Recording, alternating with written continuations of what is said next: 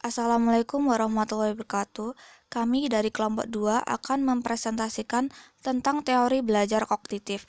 Berikut adalah pokok-pokok bahasan dari teori belajar kognitif. Yang pertama, apakah pengertian dari teori pembelajaran kognitivisme? Yang kedua, siapa tokoh-tokoh kognitivisme dalam pembelajaran? Yang ketiga, bagaimana aplikasi teori kognitivisme dalam kegiatan pembelajaran serta kelebihan dan kelemahan teori kognitivisme? Yang terakhir, bagaimana implikasi teori belajar psikolog kognitif dalam pembelajaran? Berikut penjelasan kami. Teori belajar merupakan suatu teori yang di dalamnya terdapat tata cara pengaplikasian kegiatan belajar mengajar antara guru dan siswa.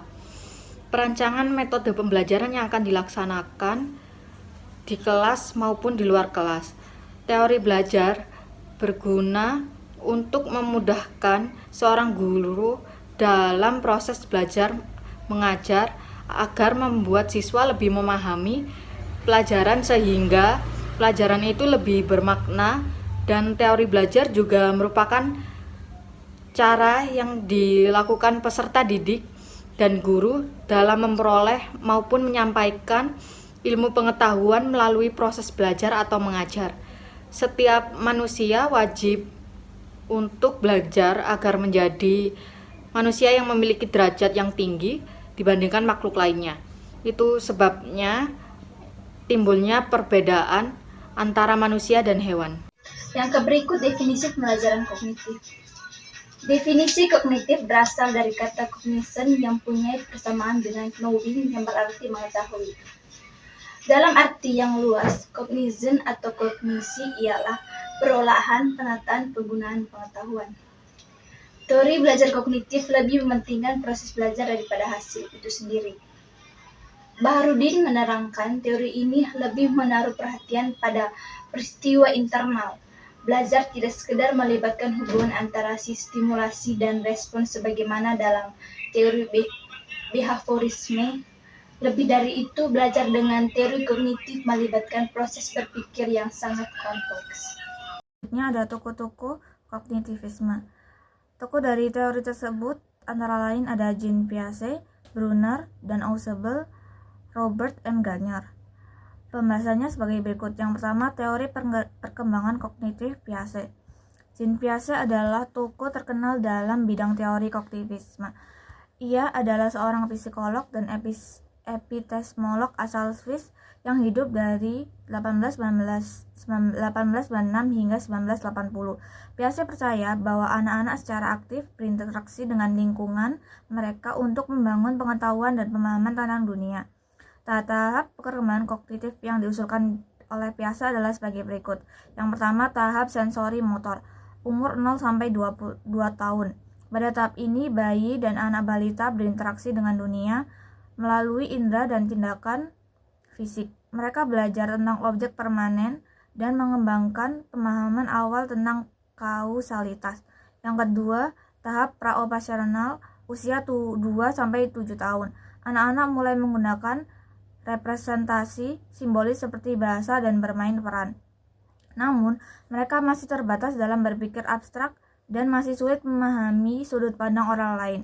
Yang ketiga, tahap konkret operasional, umur 7-11 tahun. Pada tahap ini, anak-anak mulai mampu berpikir secara logis tentang objek-objek konkret dan peristiwa. Mereka dapat memahami prinsip konservasi dan mengatasi masalah secara lebih sistematis. Yang keempat, tahap operasional formal, umur 11 tahun ke atas. Pada tahap ini, remaja dan orang dewasa dapat berpikir secara abstrak, logis, dan sistematis. Mereka mampu melakukan pemikiran hipotesis dan deduktif.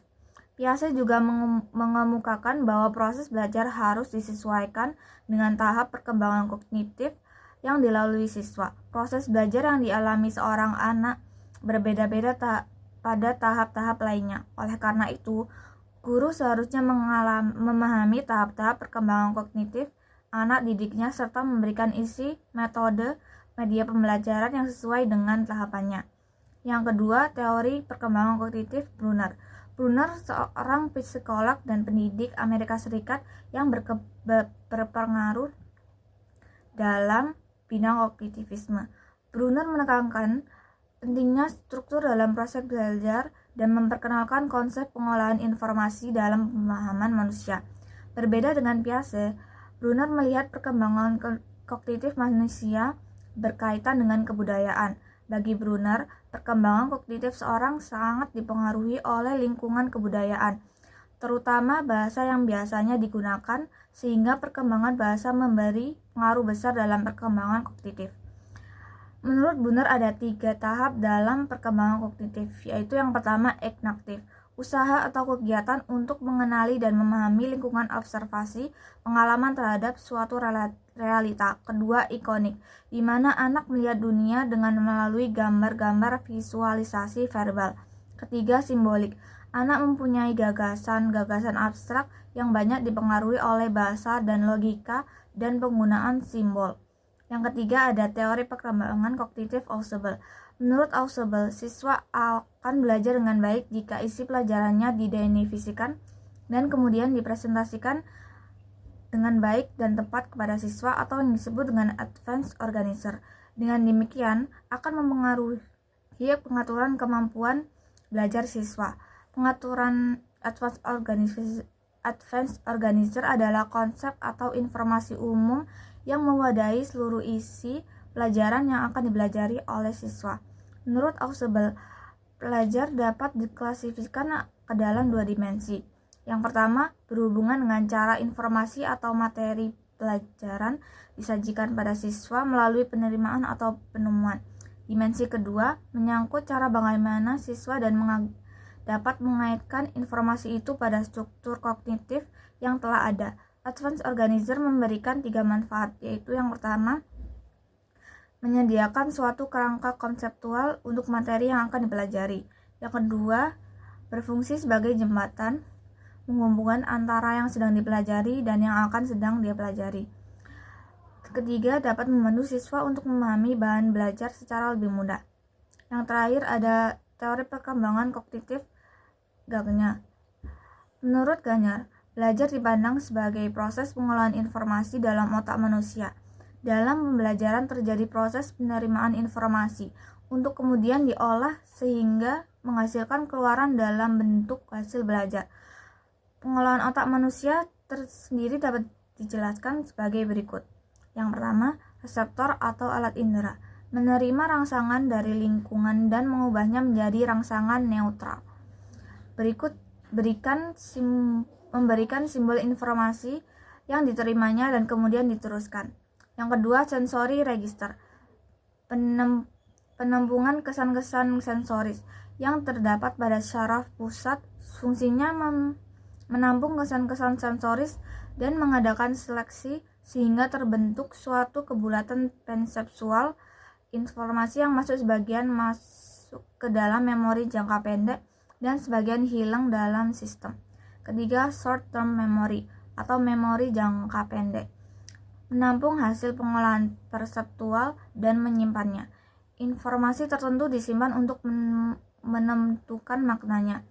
Memori jangka pendek dikenal juga dengan informasi memori kerja. Kapasitasnya sangat terbatas, waktu penyimpanannya juga pendek. Informasi dalam memori ini dapat ditransformasi dalam bentuk-bentuk kode dan selanjutnya diteruskan ke memori jangka panjang. Yang keempat, long term memory atau memori jangka panjang, menampung hasil pengolahan yang ada di memori jangka pendek. Informasi yang disimpan dalam jangka panjang bertahan lama dan siap untuk dipakai kapan saja. Yang kelima, response generator, pencipta respon, menampung informasi yang tersimpan dalam memori jangka panjang dan mengubahnya menjadi reaksi jawaban. Teori kognitivisme yaitu memiliki kelebihan. Yang pertama, menjadikan siswa untuk lebih kreatif dan mandiri. Dengan teori belajar kognitif dituntut supaya kreatif karena tidak hanya merespon dan menerima rangsangan, namun untuk memproses informasi yang diperoleh dan berpikir untuk menemukan ide-ide dan pengembangan pengetahuan. Untuk yang kedua, membantu siswa memahami bahan belajar secara lebih mudah. Teori belajar kognitif ini mampu membantu siswa agar bisa lebih memahami bahan belajar karena siswa harus menjadi peserta aktif dalam proses pembelajaran yang berfokus pada bagaimana siswa untuk mengingat, mengambil, dan menyimpan informasi yang ada di dalam memori otak. Untuk yang kedua, kekurangan. Yang pertama yaitu teori tidak menyeluruhkan untuk semua tingkat pendidikan karena sulit dipraktikkan, khususnya di tingkat lanjut, dan beberapa prinsip seperti inteligensi sulit dipahami. Untuk yang kedua, pada dasarnya teori kognitif ini lebih menekankan pada kemampuan ingatan peserta didik, sehingga kelemahan yang terjadi di sini adalah selalu menganggap semua peserta didik mempunyai kemampuan daya ingat yang sama dan tidak dibeda-bedakan. Padahal semua peserta didik memiliki kekuatan ingatan masing-masing. Selanjutnya, implementasi teori kognitivisme dalam pembelajaran. Ada 4 model pembelajaran. Yang pertama, pembelajaran konstruktivisme. Apa sih itu konstruktivisme? Yaitu pembelajaran yang memberikan kesempatan kepada siswa untuk berpikir secara aktif dan kreatif, serta memiliki pola pikir yang membangun kreativitas anak. Yang kedua, ada pembelajaran penemuan, yaitu pembelajaran yang merubah sikap siswa dari yang biasanya hanya menerima materi oleh sang pendidik, jadi pribadi yang senang mencari hal baru dan bereksplorasi, hingga menumbuhkan kemampuan siswa untuk belajar mandiri dan kreativitas dari keterlibatan langsung kepada pengamatan sederhana. Selanjutnya ada pembelajaran bermakna. Berarti pembelajaran yang memiliki arti berkaitan dengan pengalaman keseharian peserta didik.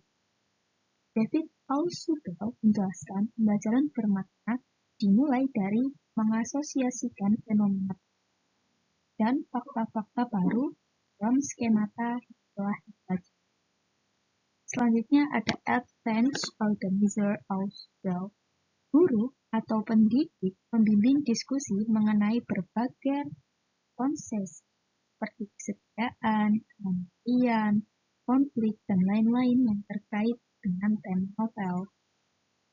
Tujuannya untuk membantu siswa menyiapkan struktur kognitif agar siap membentuk ikatan pengetahuan lama dan baru secara bersama.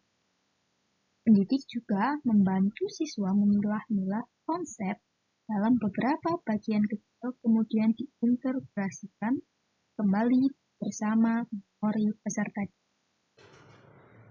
Jadi, kesimpulan yang bisa kita ambil dari pemaparan materi sebelumnya yang disampaikan oleh teman-teman saya, kesimpulannya yaitu teori belajar kognitif adalah perubahan persepsi dan pemahaman yang tidak selalu berbentuk tingkah laku yang dapat diamati dan diukur.